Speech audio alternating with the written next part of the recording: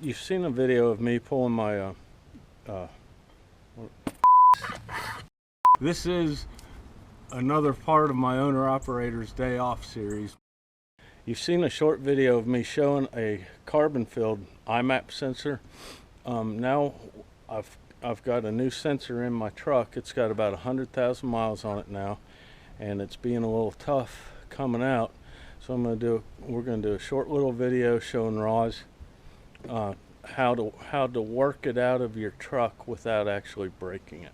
Yeah, if it gets clogged up with carbon and soot on, on the bottom of it, it gets all messed up. You just take it, put a little tab on the side, unplug it. It doesn't want to come up. See, it doesn't want to come up, so I'm going to get a little something under here and just be real gentle and just work it like this.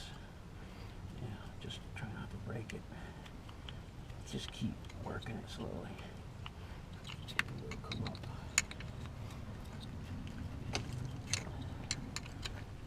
You just got to be patient.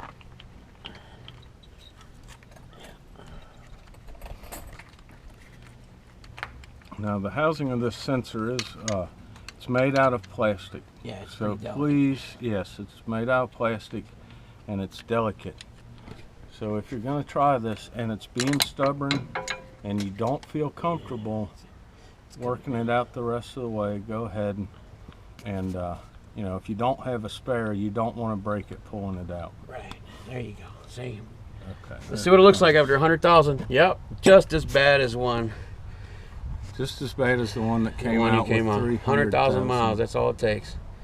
That is really bad. That is unbelievable. Yeah. So, yeah, this is. Look at all the crap coming out of that head.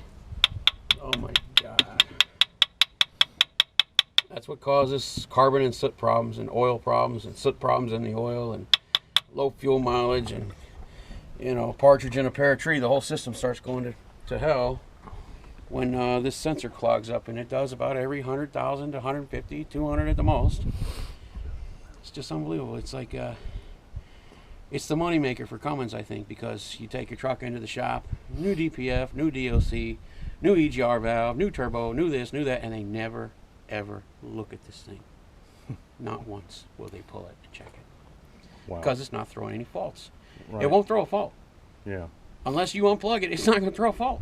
Wow. But it's not going to read your air pressure properly either. I mean, look how bad it was. Oh, yeah. And that's even after you've tapped on it. Yeah, that's after I clean it. The actual pressure sensor, that's a temperature sensor. The actual pressure sensor is in the head here. So all this packs up around here, and it can't read the actual boost pressure for the engine. So it don't know how much fuel to give it. So what's it do? It overfuels it when you're in light loads, and it underfuels it when you're in heavy loads. You lose power, and you lose fuel mileage. So and when it's overfueling, it's creating excess soot. You never see the soot because you have a DPF can, so you never see it come off the stack. It just builds up and builds up and builds up. It's terrible. So it's something else to fix. Okay.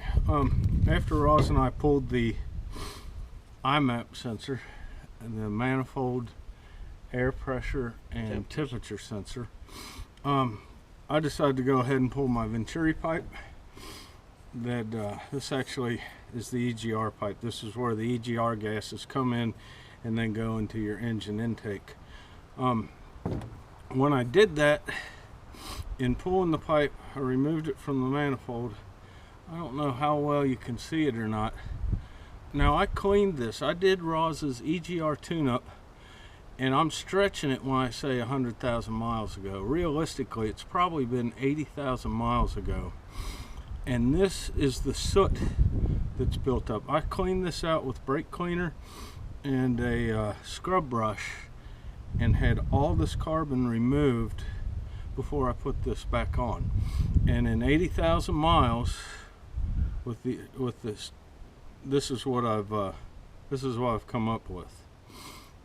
It's bad. And that's just the loose stuff, what came out in my hand. If you look in here, I don't know if the sun will show it, but you can see how all the soot's built up again. And it certainly, all that's doing is every time you hit a bump, vibrate, those pieces break free and they're sucked right in to your head and then put right back into the motor again. So you're getting this stuff in your cylinders, it's blowing out back through the turbo again, and it seems like a runaway process of just soot buildup to me. It is. It's a runaway freight train. You gotta keep it at bay. Oh, no. He just says,